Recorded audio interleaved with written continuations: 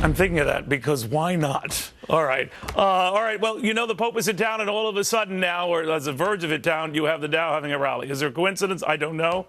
But he will be the fourth pontiff to visit the United States. We should point out that every time, on average, a pope comes to the United States, the markets go up.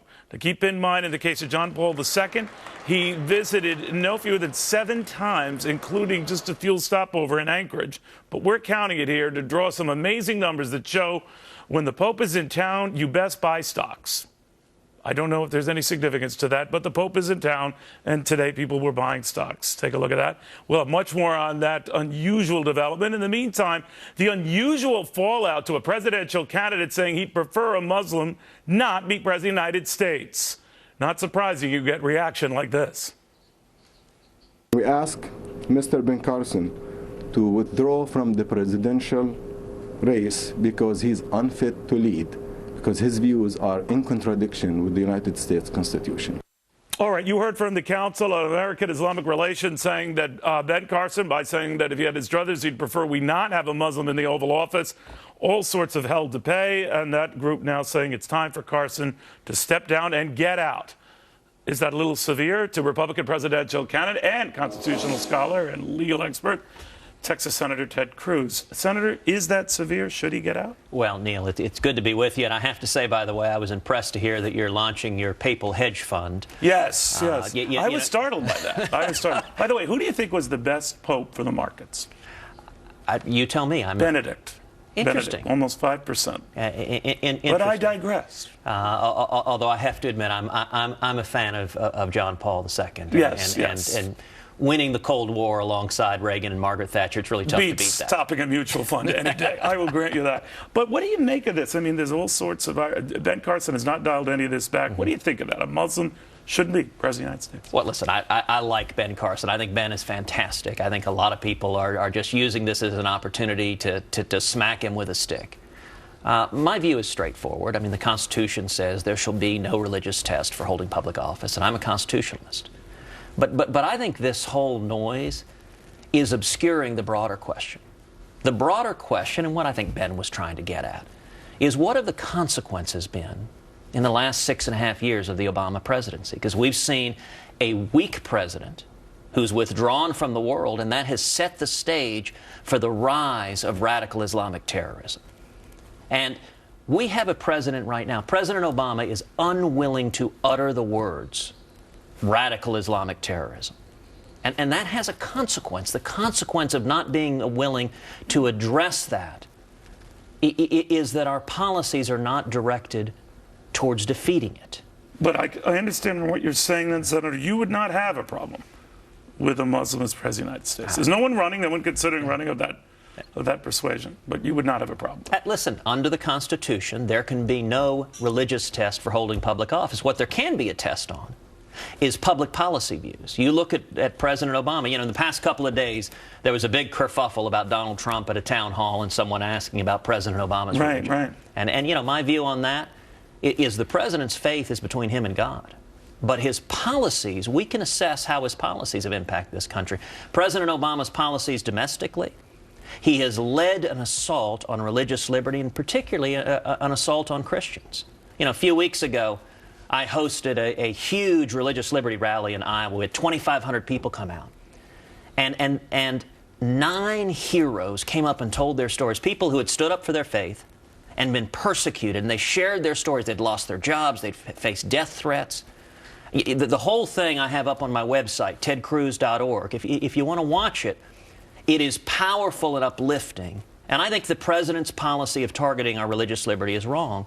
Likewise, I think when you look abroad, not only has this president not been willing to go after, call out radical Islamic terrorism by its name, but at times President Obama has acted as an apologist for radical Islamic terrorism. Do you think that comments like those out of Dr. Carson, who wouldn't dial it back, says he still thinks that you put your right hand on a Bible when you get sworn in as president? You think that's just all side I think theater? The media noise is a complete distraction. But let me give you an example. When I said President Obama is an apologist, you may remember earlier when President Obama spoke at the National Prayer Breakfast.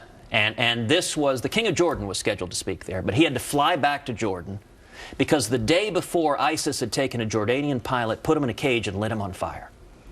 And President Obama gave a speech. I was sitting at the prayer breakfast where he said, listen, yes, ISIS is committing acts of terror, but he said Christians and Jews have committed acts of terror as well. And he invoked the Crusades and the Inquisition. Yes, I remember. Now, last I checked, the Crusades ended 900 years ago.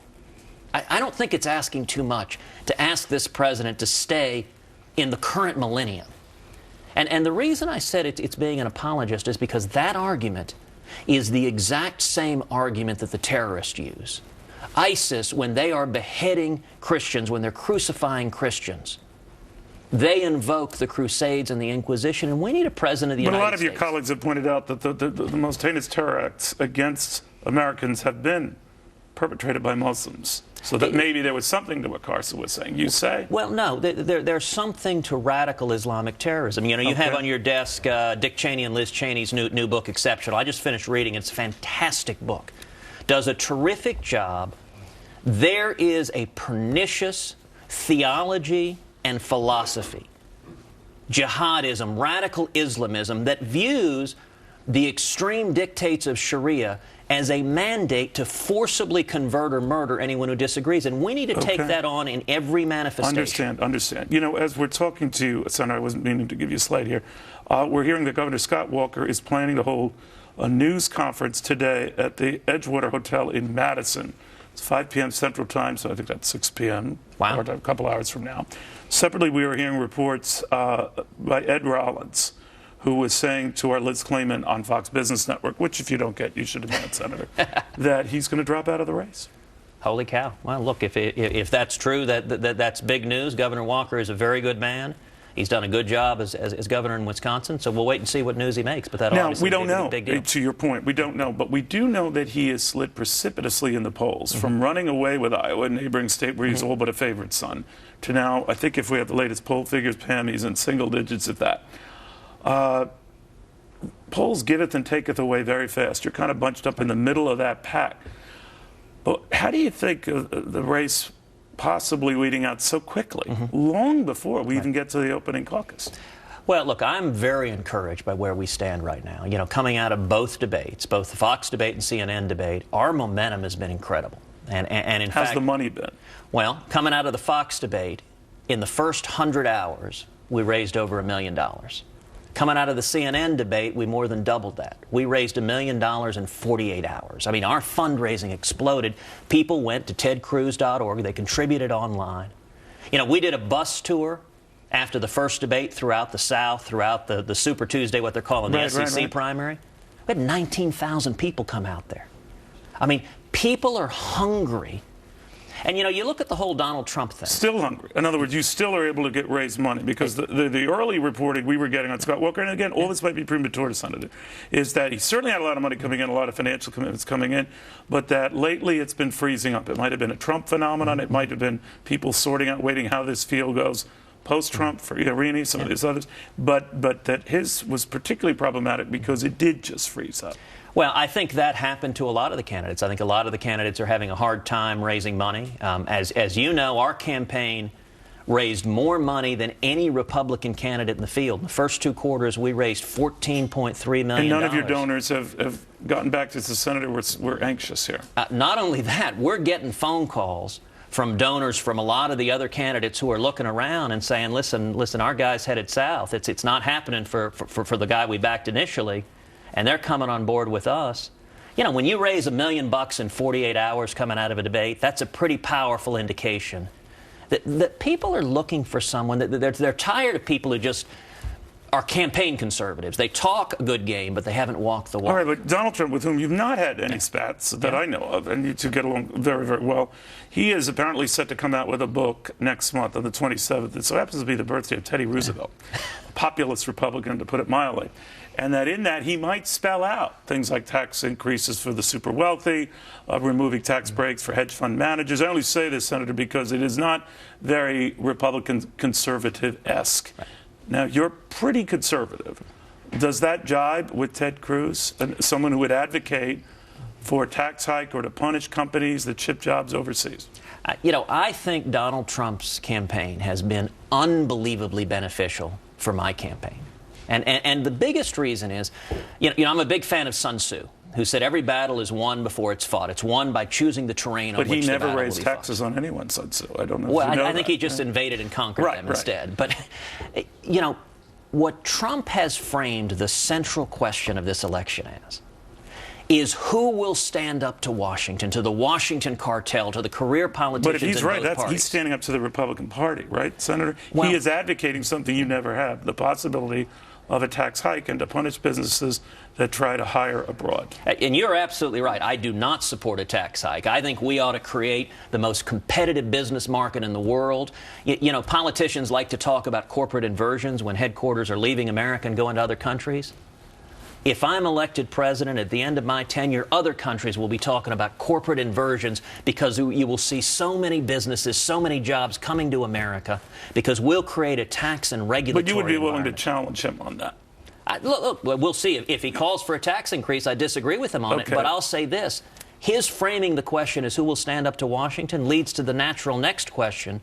Who has a record of standing up to Washington? And there's no one in the field that has done so the way I have. All right. I'm sorry, Senator. We can now confirm that Scott Walker is dropping out of the 2016 presidential race. Fox News can confirm these early rumors, first raised by Ed Rollins on Fox Business Network. He's going to announce he will drop out of the race in less than 2 hours from now. A real turnaround for a guy who was an early favorite for this nomination because of his battle with unions and he faced the voters 3 times in his state, little more than 4 years. That was then. This is now. Scott Walker is going to announce he's hanging it up. Now there, Senator, again, someone who had no shortage of money, but fundraisers were getting nervous that he wasn't bringing his A game, particularly in Iowa. Where is your A game? Does your A game have to be in Iowa? Does it have to be in New Hampshire? Do you have to win one of those? What? I think we are very unusually situated because there are a number of candidates that have to win Iowa to be viable. There are other candidates who have to win New Hampshire.